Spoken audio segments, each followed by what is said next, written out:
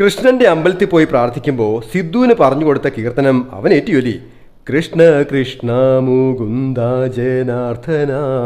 തിരിച്ചു പോരാൻ തുടങ്ങുമ്പോൾ നേരത്തെ പരിചയമുള്ള ക്ഷേത്ര ജീവനക്കാരനായ മറ്റൊരു കൃഷ്ണൻ ഞങ്ങളെ കണ്ട് കുശലം പറയുകയായിരുന്നു. വീഡിയോയിൽ കാണുന്നത് പോലെ സിദ്ധു ശരിക്കും കുസൃതിയാണോ സനീഷേട്ടാ? അമ്പലക്കുളം കാണാൻ ധൃതി പിടിച്ചു നിന്ന സിദ്ധു അടുത്തു നിന്ന് ബോറടിച്ച് അസ്വസ്ഥത കാണിച്ചു തുടങ്ങി. ഞാൻ അവന് കൃഷ്ണനെ പരിചയപ്പെടുത്തി കൊടുത്തു. മോനെ, ഇത് കൃഷ്ണൻ ചേട്ടൻ, സിദ്ധുവിന്റെ വലിയ ഫാനാ കേട്ടോ. കൃഷ്ണൻ അവനെ പരിചയപ്പെടാൻ കൈനീട്ടി. ഹായ് സിദ്ധുക്കുട്ടാ. സിദ്ധു വലിയ മൂടില്ലാതെ തിരിച്ച് കൈനീട്ടി പറഞ്ഞു, ഹായ് കൃഷ്ണ. ഞാൻ പെട്ടെന്ന് ഇടയ്ക്ക് കയറി, എടാ മൂത്ത ആളല്ലേ, കൃഷ്ണൻ ചേട്ടൻ എന്ന് വിളിക്ക്. സിദ്ധു തീരെ താല്പര്യമില്ലാതെ പറഞ്ഞു, അകത്തുള്ള വലിയ കൃഷ്ണനെ നമ്മൾ കൃഷ്ണ എന്നല്ലേ വിളിക്കുന്നേ, പിന്നെ ഈ ചെറിയ കൃഷ്ണനെ കൃഷ്ണ എന്ന് വിളിച്ചാൽ എന്നതാ കുഴപ്പം?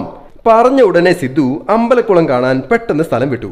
വീഡിയോയിൽ കാണുന്നത് പോലെ തന്നെയാണ് സിദ്ധു നേരിട്ടുമെന്ന് പാവം കൃഷ്ണന് നന്നായി ബോധ്യപ്പെട്ടു. Happy drawing, Saneesh Divakaran.